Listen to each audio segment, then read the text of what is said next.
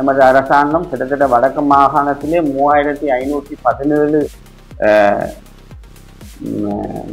பற்றாக்குறை ஆசிரியர் பற்றாக்குறை காணப்படுகின்றது. அதற்காக நாங்கள் அரசாங்கம் சுற்று நிறுவனத்தின் மூலமாக இந்த பட்டதாரி ஆசிரியர்களை உள்வாங்குவதற்கான சுற்று நிறுவனம் வெளியிடப்பட்டது. அந்த சுற்று நிறுவனத்திலே வடக்கு மாகாணம் மட்டுமில்லை ஏனைய மாகாணங்களிலே சுற்று நிறுவனத்திலே பல்வேறுபட்ட பிழைகள் இருக்கின்றன. அதே போல மாற்றங்கள் செய்யப்பட வேண்டிய தேவை இருக்கின்றன. அதனால் அந்த சுற்று நிறுவனம் பட்டதாரிகள் மக்களின் வேண்டுகோளுக்கு ரத்து செய்யப்பட்டது. புதிய சுற்று நிறுவனம் வெளியிடப்பட்டிருக்கின்றது. அந்த புதிய சுற்று நிறுவனத்திலே கிட்டத்தட்ட 1756 ஆசிரியர்கள் வடக்கு மாகாணத்தில் உள்வாங்கப்பட இருக்கின்றார்கள். கிட்டத்தட்ட 50% பற்றாக்குறையிலிருந்து 50% ஆசிரியர்கள் உள்வாங்கப்பட இருக்கின்றார்கள். இதன் மூலமாக கணிசமான ஆசிரியர் பற்றாக்குறையை நாங்கள் இந்த வடக்கு மாகாணத்திலே நிகழ்ச்சி செய்யக்கூடியதாக இருக்கும். ஆசிரியர்கள் பட்டதாரிகள் அந்த பிரதேசங்களிலே அவர்கள் உதாரணமாக வவுனியா மாவட்டத்தை எடுத்துக்கொண்டால் வவுனியா மாவட்டத்திலே தேவையான ஆசிரியர்களை வவுனியா மாவட்டத்திலே பெற்றுக்கொள்ளும் பொழுது நாங்கள் அவர்களுக்கு இடமாற்றங்கள் வழங்கப்பட போகிறது என்று சொன்னால் அவர்கள் வவுனியா வடக்கு வலயத்தில் குறிப்பிட்ட காலம் என்று வவுனியா தெற்கு வலயம் அப்படி மாறி வேலை செய்யக்கூடிய வாய்ப்பு இருக்கின்றது. எனவே அவர்கள் வெளியிலே இந்த வளங்கள் போவதற்குரிய வாய்ப்பு குறைவாக இருக்கின்றது. எனவே இந்த அளவு இடமாற்ற பிரச்சனைகளை நாங்கள் கணிசமாக தீர்த்து கொள்ளலாம். கடந்த வாரம் உலக வங்கி பிரதிநிதிகளுடன் ஆளுநர் தலைமையிலான கூட்டம் ஒன்று வடக்கு மாகாண ஆளுநர் அலுவலகத்தில் இடம்பெற்றது. அந்த கூட்டத்திலே எங்களது அரசாங்கத்தினுடைய கோரிக்கைக்கு அமைவாக $1 பில்லியன் நிதியுதவி வடக்கு கிழக்கு மாகாண அபிவிருத்திக்கு உலக வங்கியினால் 3 கட்டங்களாக வழங்கப்பட இருக்கின்றன. இலங்கை மதிப்பில் கிட்டத்தட்ட 300 பில்லியன் ரூபாய் என நினைக்கின்றேன். அந்த வகையிலே இதன் ஊடாக வடக்கு கிழக்கு மாகாணத்தில் காணப்படுகின்ற முக்கியமான பிரச்சனைகள், அதாவது உட்கட்டமைப்பு வசதிகளை அபிவிருத்தி செய்வது, கிராமிய பொருளாதார நடவடிக்கைகளை அபிவிருத்தி செய்தல், வறிய குடும்பங்களுக்கான வாழ்வாதார விடயங்கள் தொடர்பான விடயங்களில் கூடுதலான கவனம் இந்த நிதிகளின் மூலம் செய்ய இருக்கின்றோம். அது மட்டுமில்லாமல் வவுனியா மாவட்டத்தை பொறுத்தவரையிலே வவுனியா மாவட்டத்தில் நீண்ட காலமாக குளங்கள் புனரமைக்கப்படாமலும் தூர்வாராமலும் அதே நேரத்தில் பழுதடைந்த குளங்களை திருத்தி அமைக்க வேண்டிய நிலைப்பாடும் நீண்ட காலமாக இருக்கின்றது. இதனை விசேட கவனம் செலுத்தி இந்த நிதியுதவியின் ஊடாக எங்களுக்கு செய்து தர வேண்டும் என்று கோரிக்கை விடுத்திருக்கின்றோம். காரணம் என்னவெனில் எமது வவுனியா மாவட்டத்தை பொறுத்தவரையில் மிகவும் பிரதானமான தொழிலாக விவசாயம் காணப்படுகின்றது. அந்த விவசாயத்திலும் நெற்பயிர் செய்கை மூலாதாரமான தொழிலாக காணப்படுகின்றது. அந்த வகையிலே சிறுபோக நெற்செய்கைக்கு மக்கள் மிகவும் அவதிப்படுகின்ற நிலைமை காணப்படுகின்ற காரணம் என்னவென்று சொன்னால் அவர்கள் சிறுபோக நெற்செய்கையை மேற்கொள்கின்ற காணியின் அளவு மிகவும் குறைவாக இருக்கின்றது. காரணம் இந்த குளங்களின் நீர் கொள்ளளவு மிகவும் குறைவாக இருப்பதுதான். எனவே இந்த குளங்கள் புனரமைக்கும் பட்சத்திலே சிறுபோக நெற்செய்கையை கூடுதலாக மேற்கொள்ளக்கூடிய வாய்ப்பு ஏற்படுகின்றது. இதன் மூலம் விவசாயிகளின் பொருளாதாரம் மட்டுமல்ல எமது பிரதேசத்தினுடைய அரிசி தேவையையும் பூர்த்தி செய்யக்கூடியதாக இருக்குது. எனவே நாங்கள் அதில் மிகுந்த கூடிய கவனம் செலுத்த இருக்கின்றோம். அதற்கு முதலாவதாக நாங்கள் முன்னுரிமை வழங்க இருக்கின்றோம்.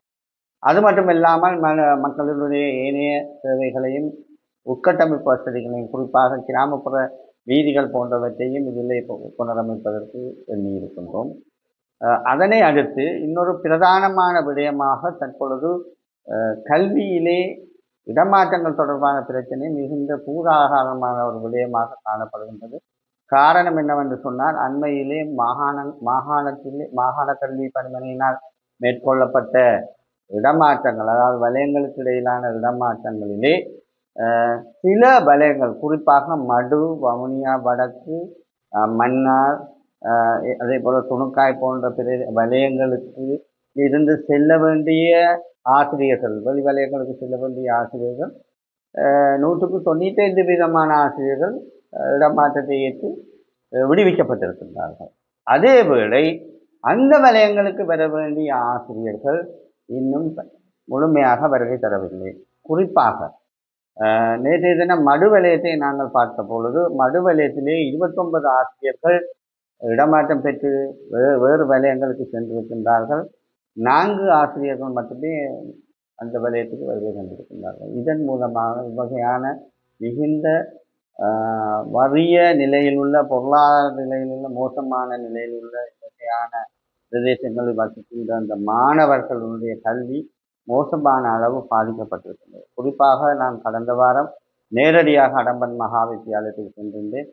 மடு வலயத்திலே மிகவும் தலை சிறந்த, அதே நேரத்தில் நல்ல பெறுபேறுகளை பெற்றுக் கொடுக்கின்ற ஒரு பாடசாலையாக காணப்படுகின்றது. அந்த பாடசாலையிலிருந்து 9 ஆசிரியர்கள் இடமாற்றம் செய்து சென்று போகும் 3 ஆசிரியர்கள் தான் வருகை தந்திருக்கின்றார்கள். அதிலே குறிப்பாக காப்போட்ட உயர்தரம் கல்வி கற்கின்ற ஆசிரியர்கள், குறிப்பாக வரலாறு போன்ற பாடங்களுக்கான ஆசிரியர்கள் என்ற நிலையிலும் இன்னும் அதுக்கான பதிலீடு வரவில்லை. அதே போல காப்போட்ட சாதாரண தர ஆசிரியர்களும் அதிலே வருகை தராத ஒரு நிலைப்பாடு காணப்படுகிறது. இதன் மூலமாக இந்த பிரதேசத்தினுடைய மாணவர்களுடைய கல்வி நிலை மிகவும் பாதிக்கப்பட்டுள்ளது. நாங்கள் நகர்ப்புறங்களிலே எடுத்து நோக்கினால் ஆசிரியர் பற்றாக்குறை இருந்தாலும் கூட மாணவர்கள் ஒரு மேலதிக வகுப்பு, ஒரு டியூஷன் வகுப்பு வசதிகளோ இருக்கின்றது. ஆனால் இவ்வகையான பிரதேசங்களை எடுத்துக்கொண்டால் பாடசாலை கல்வியை தவிர அவர்களுக்கு வேறு மாற்றமே கிடையாது. எனவே இந்த இடமாற்றங்களை மேற்கொள்ளும் பொழுது மாகாண கல்வி படிமனை இந்த விடயத்தில் மிகுந்த கரிசனையோடு செயற்பட வேண்டும் என்று நான் அன்பாக கேட்டுக்கொள்கின்றேன். அது மட்டுமல்லாமல் இந்த இடமாற்றமானது ஒவ்வொரு வலயங்களிலேயுமே மேலதிகமாக இருக்கின்ற ஆசிரியர்களை வெவ்வேறு வலயங்களுக்கு இடமாற்றம் செய்யப்பட்டிருக்கின்றது. அந்த தெரிவுகளில் பிழைகள் இருக்கின்றன. தெரிவுகள் சரியான முறையில் மேற்கொள்ளப்படவில்லை என்பது நாங்கள் பல்வேறு சந்தர்ப்பங்களிலே இது தொடர்பாக வலய கல்வி பணிப்பாளர்களுக்கும் அதே போல மாகாணத்துக்கும் சுட்டிக்காட்டியிருக்கின்றோம். எதிர்வரும் காலங்களிலாவது இந்த நடைமுறையை சரியான முறையில் துல்லியமான தகவல்களை பெற்று ஆசிரியர்களுக்கு அநீதி ஏற்படாத வகையிலே, குறிப்பாக தூர பிரதேசங்களில் கூடிய காலம் பணியாற்றிய ஆசிரியர்களுக்கு விமோசனம் வழங்கக்கூடிய வகையிலான இடமாற்றங்கள் வழங்கப்பட வேண்டும் என்பது எமது பிரதான கோரிக்கையாக இருக்கின்றது. அது மட்டுமல்லாமல் எமது அரசாங்கம் கிட்டத்தட்ட வடக்கு மாகாணத்திலே 3517 ஆசிரியர் பற்றாக்குறை காணப்படுகின்றது. அதற்காக நாங்கள் அரசாங்கம் சுற்றுநிறுவத்தின் மூலமாக இந்த பட்டதாரி ஆசிரியர்களை உள்வாங்குவதற்கான சுற்றுநிறுவம் வெளியிடப்பட்டது. அந்த சுற்றுநிறுவத்திலே வடக்கு மாகாணம் மட்டுமில்லை, ஏனைய மாகாணங்களிலே சுற்றுநிறுவத்திலே பல்வேறுபட்ட பிழைகள் இருக்கின்றன. அதே போல மாற்றங்கள் செய்யப்பட வேண்டிய தேவை இருக்கின்றன. அதனால் அந்த சுற்றுநிறுவம் பட்டதாரிகள் மக்களின் வேண்டுகோளுக்கு ரத்து செய்யப்பட்டது. புதிய சுற்றுநிறுவம் வெளியிடப்பட்டிருக்கின்றது. அந்த புதிய சுற்றுநிறுவத்திலே கிட்டத்தட்ட 1756 ஆசிரியர்கள் வடக்கு மாகாணத்தில் உள்வாங்கப்பட இருக்கின்றார்கள். கிட்டத்தட்ட 50% பற்றாக்குறையிலிருந்து 50% ஆசிரியர்கள் உள்வாங்கப்பட இருக்கின்றார்கள். இதன் மூலமாக கணிசமான ஆசிரியர் பற்றாக்குறையை நாங்கள் இந்த வடக்கு மாகாணத்திலே நிவர்த்தி செய்யக்கூடியதாக இருக்கும். இதை விரைவாக செய்ய வேண்டியிருக்கின்றது. ஆனாலும் அதில் ஒரு தடை இருக்கிறது என்றால், ஏற்கனவே வழக்கு தொடரப்பட்டிருக்கின்றது. இந்த கெசட்டுக்கு எதிராக கடந்த காலத்திலே இந்த ஆசிரியர்கள் உள்வாங்கியப்பட்டமைக்கு எதிராக அந்த வழக்கையும் விரைவாக நாங்கள் நீதித்துறையோடு கலந்துரையாடி அதை முடிவுக்கு கொண்டு வந்து விரைவாக இந்த வருடத்துக்குள்ளேயே இந்த ஆசிரியர்களை நாங்கள் நியமிப்பதற்கு எண்ணியிருக்கின்றோம். அதன் போது விசேடமாக நான் அடிக்கடி பாராளுமன்றத்திலும் அதே போல் கல்வி அதிகாரிகளிடம் கேட்டுக்கொண்ட விடயம் என்னவென்று சொன்னால், ஆசிரியர்களை உருவாக்கும் பொழுது போட்டி பரீட்சை வைக்கப்படுகின்றது. அந்த போட்டி பரீட்சையில் பொதுவான வெட்டுப்புள்ளி அடிப்படையிலே ஆசிரியர்கள் உருவாக்கப்படுகின்றார்கள். இதனால் இந்த பின்தங்கிய பிரதேசத்தில் தொழில் வாய்ப்பை பெற்றுக்கொள்ளக்கூடிய ஆசிரியர்களுக்கான வாய்ப்பு சில வேளைகளில் இல்லாமல் போகின்றது அந்த வெட்டுப்புள்ளியின் காரணமாக.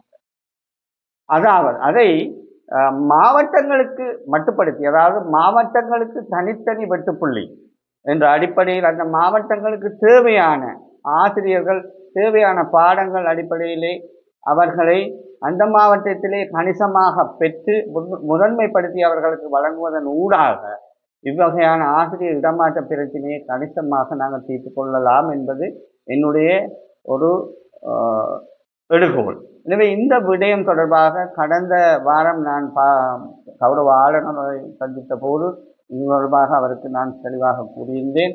இந்த வடமாகாணத்தில் உள்வாங்கப்பட வேண்டிய இந்த ஆசிரியர்களுக்கு இவ்வகையான ஒரு வாய்ப்பை வழங்குகின்ற பட்சத்திலே அந்தந்த பிரதேசங்களைச் சேர்ந்த ஆசிரியர்களுக்கு பட்டதாரிகள் அந்தந்த பிரதேசங்களிலே அவர்கள் உதாரணமாக வவுனியா மாவட்டத்தை எடுத்துக்கொண்டால் வவுனியா மாவட்டத்திலே தேவையான ஆசிரியர்களை வவுனியா மாவட்டத்திலே பெற்றுக்கொள்ளும் பொழுது நாங்கள் அவர்களுக்கு இடமாற்றங்கள் வழங்கப்பட போகிறது என்று சொன்னால் அவர்கள் வவுனியா வடக்கு வலயத்தில் குறிப்பிட்ட காலம் என்று வவுனியா தெற்கு வலயம் அப்படி மாறி வேலை செய்யக்கூடிய வாய்ப்பு இருக்கின்றது. எனவே அவர்கள் வெளியிலே இந்த வளங்கள் போவதற்குரிய வாய்ப்பு குறைவாக இருக்கின்றது. எனவே இந்த அளவு இடமாற்ற பிரச்சனைகளை நாங்கள் கணிசமாக தீர்த்து கொள்ளலாம் என்ற வகையிலாக நான் அவரிடம் கோரிக்கை விடுத்திருந்தேன். அதையும் தான் பரிசீலனை செய்வதாக எனக்கு கூறியிருந்தார். எம்மை பொறுத்தவரையிலே எமது மாகாணம் வடக்கு மாகாணம் யுத்தத்தினால் பாதிக்கப்பட்டு இலங்கையிலே மிகவும் மோசமான நிலையிலே பொருளாதார ரீதியிலும் ஏனைய உட்கட்டமைப்பு வசதி ரீதியிலும் மிகமான மோசமான நிலையிலே இருக்கின்ற மாகாணத்தை எங்களது காலப்பகுதியிலே நாங்கள் முழுமையாக ஏனைய மாகாணங்களுக்கு சம நிகராக அனைத்து விடயங்களையும் கொண்டு வர வேண்டும் என்பது எங்களுடைய அவாவாக இருக்கின்றது. நிச்சயமாக அதை நோக்கியதாக எங்களுடைய பயணம் இருக்கின்றது. அது மட்டுமல்லாமல் கடந்த உள்ளூராட்சி மன்ற தேர்தல்கள் நிறைவு பெற்றிருக்கின்றன. பல்வேறு கட்சிகள் தங்களுடைய சபைகளை நிறுவி இருக்கின்றது. அந்த வகையிலே நாங்கள் எங்களை பொறுத்தவரையில் எங்களுக்கு எந்தவித கட்சி பேதமும் கிடையாது. அனைவரையும் நாங்கள் அனைவரையும் இதே சக்தியுடன் கை நீட்டி நிற்கின்றோம். அவர்கள் எங்களுடன் இணைந்து இந்த வடமாகாணத்தை கட்டியெழுப்பதற்கான இந்த பணியிலே வேறுபாடுகள் இருந்து இணைந்து பணியாற்றுவார்களாயின் நிச்சயமாக இந்த வடமாகாணத்தின் தேவைகளை கணிசமாக நாங்கள் பூர்த்தி செய்யக்கூடியதாக இருக்கும். அரசியலுக்கு அப்பால் சென்று நாங்கள் பணியாற்றுவதற்கு தயாராக இருக்கின்றோம். அதே போல் அவர்களையும் நாங்கள் அழைத்து விடுக்கின்றோம். இந்த வடமாகாணத்தினுடைய வளர்ச்சி மிகவும் முக்கியமானது. எங்களுடைய அரசாங்கத்தின் காலப்பகுதியிலே இதை செய்து முடிக்க வேண்டும் என்ற உறுதி இந்த வடக்கு மாகாணத்தைச் சேர்ந்த பாராளுமன்ற உறுப்பினர்கள் மற்றும் அமைச்சர் திறனை அமைச்சர்களிடம் காணப்படுகின்றது. எனவே இதற்கு ஒத்துழைப்பு வழங்குமாறு மக்களையும் அதே போல் ஏனைய அரசியல் கட்சிகள் அல்லது அரசியல்வாதிகளையும் நாங்கள் அன்புடன் கேட்டு நிற்கின்றோம். நன்றி. தவறான தகவல்கள் வழங்கப்பட்டதாக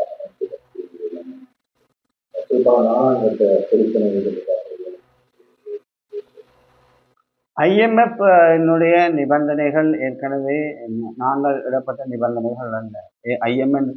IMF-னுடனான ஒப்பந்தங்களோ விடயங்களையோ கடந்த அரசாங்கத்தின் மூலமாக கொண்டு வரப்பட்ட விடயம். இருப்பினும் அவர்களுடைய ஒப்பந்தங்கள் சில வேளைகளில் மீறப்பட முடியாத ஒரு நிலை காணப்படுகின்றது. அவ்வாறு மீறப்படுகின்ற பட்சத்திலே அந்த உதவி கிடைக்கின்றதிலே தாமதங்களோ அல்லது உதவிகள் இடைநிறுத்தப்படக்கூடிய ஒரு சூழ்நிலைகள் இருப்பதனால் நாங்கள் கணிசமாக சில திருத்தங்களை அவர்களுடன் கலந்தாலோசித்து மேற்கொண்டிருக்கின்றோம்.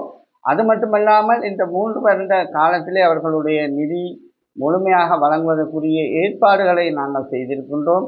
பொருளாதார அபிவிருத்தி, குறிப்பாக உற்பத்தி பொருளாதாரத்தை மையமாக கொண்டு எமது அரசாங்கம் நகர்ந்து கொண்டு இருப்பதனால் அரசின் செலவினங்களை நாங்கள் சுருக்கி கொண்டு இருப்பதனால் எங்களுக்கு நம்பிக்கை இருக்கின்றது. குறிப்பிட்ட அந்த காலப்பகுதியிலே அவர்களுடைய கடனை முழுமையாக நிவர்த்தி செய்வதோடு எங்களுடைய அதே சமகாலத்திலே எங்களுடைய நாட்டை கட்டியெழுப்பும் நிகழ்ச்சி திட்டத்திலே நாங்கள் உறுதியாக இருக்கின்றோம். எனவே அந்த விடயத்தில் பிரச்சனை வரும் என்று நான் எதிர்பார்க்கவில்லை. உண்மையிலே இது நகர அபிவிருத்திக்காகவும் நகரை அழகுபடுத்துவதற்காகவும் மேற்கொள்கின்ற நடவடிக்கைகளை நாங்கள் வரவேற்கின்றோம். குறிப்பாக வவுனியா நகரப்புறம் மிகவும் மக்கள் நெரிசலுக்கும் நெருக்கடிகளுக்கும் உள்ளான நகரமாக கடந்த காலங்களிலே காணப்பட்டது. உண்மையிலே அது மாற்றி அமைக்கப்பட வேண்டிய தேவை இருக்கின்றது. அதை மாற்றி அமைக்கத்தான் வேண்டும். அதை நாங்கள் முழுமையாக ஏற்றுக்கொள்கின்றோம், வரவேற்கின்றோம். அதே வேளையிலே அங்கு வியாபார நடவடிக்கையிலோ அல்லது தங்களது வாழ்வாதாரத்திற்காக ஏதோ ஒரு நடவடிக்கையில் ஈடுபடுகின்ற அந்த வியாபாரிகள் அல்லது மக்களினுடைய அன்றாட வாழ்வை அல்லது அன்றாட வருமானத்தை பாதிக்கின்ற நடவடிக்கைகளை நாங்கள் மேற்கொள்ளும் பொழுது அதற்காக மாற்றீடுகள் நாங்கள் செய்து கொடுக்க வேண்டியது எங்களுடைய கட்டாய கடமையாக இருக்கின்றது. ஏனென்று சொன்னால் அதனை நம்பி வாழ்கின்ற அந்த குடும்பங்கள் மிகவும் ஒரு அசௌகரியமான நிலைக்கு உள்ளாகக்கூடிய வாய்ப்புகள் இருக்கின்றது. எனவே அதற்கான மாற்றீடுகளை நான் நினைக்கின்றேன், அதை மேற்கொண்டவர்கள் அதற்கான மாற்றீடுகளை வழங்கியிருப்பார்கள் என்று நினைக்கின்றேன். அவ்வாறு வழங்கவில்லை என்று சொன்னால் அவர்களுக்கு அதற்குரிய நடவடிக்கைகளை எடுக்குமாறு அன்பாக